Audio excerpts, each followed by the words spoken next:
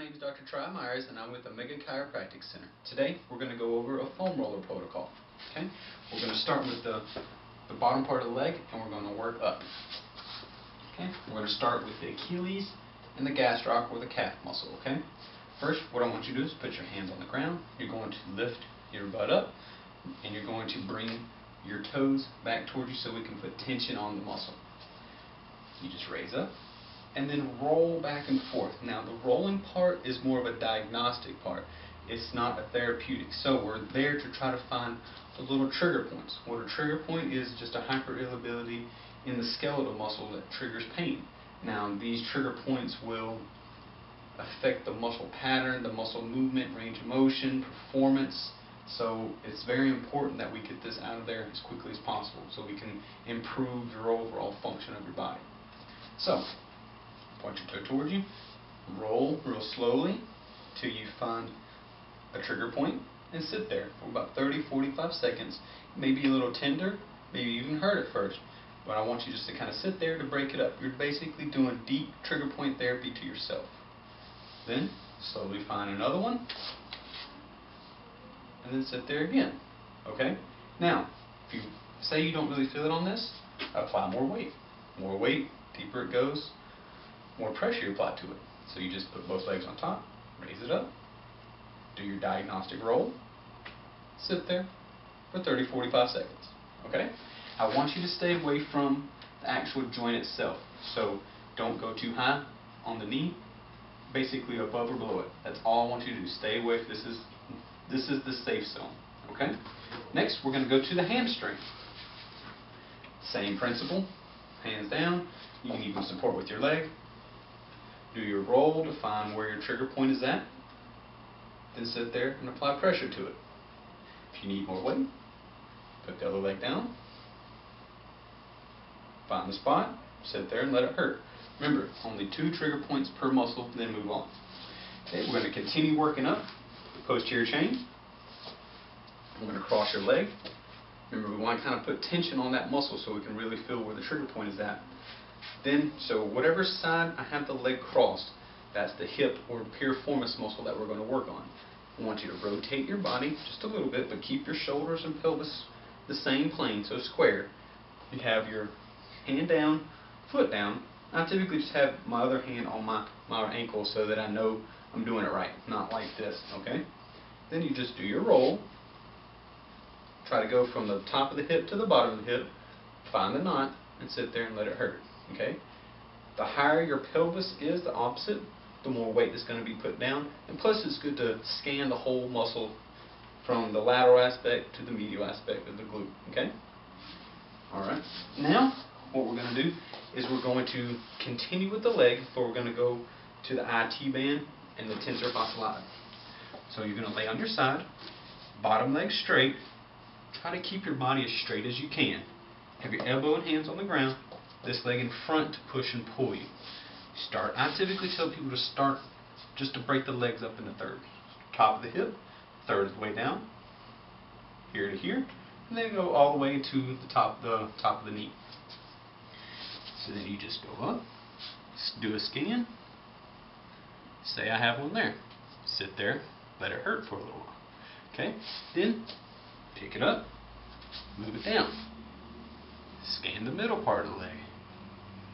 I have one right there, so I need to sit there and let it hurt for 30-45 seconds. Okay, now say if I wanted to apply more weight to it, just put both legs on top. Use your hands to push and pull you, to do your scan, and then sit there. Okay? Now, you can just transition straight to your quads. Go straight face down.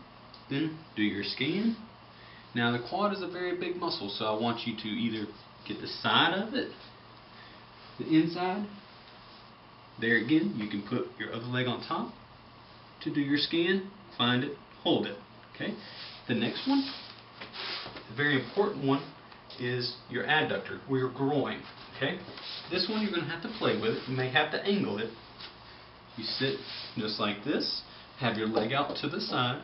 And then all you do is roll to basically your pubic bone all the way to the front part of the knee. Now, if you watch other videos, we're going to talk about myofascial patterns. And this is a very, very important one for your front functional line. Okay? There you go. You do your roll, find your knot, sit there and hold it. Okay? Then for people who have shin splints, so we don't forget the anterior leg,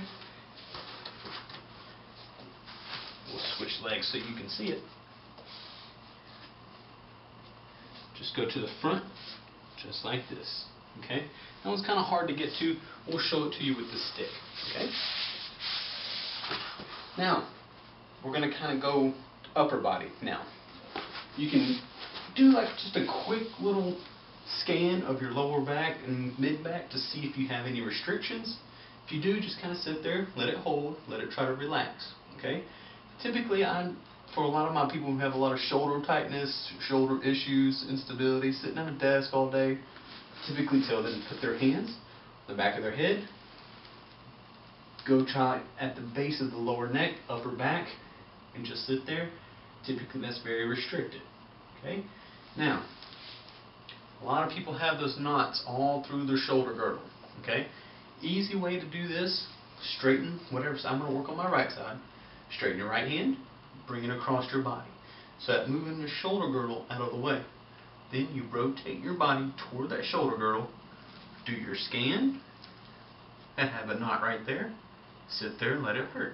Okay?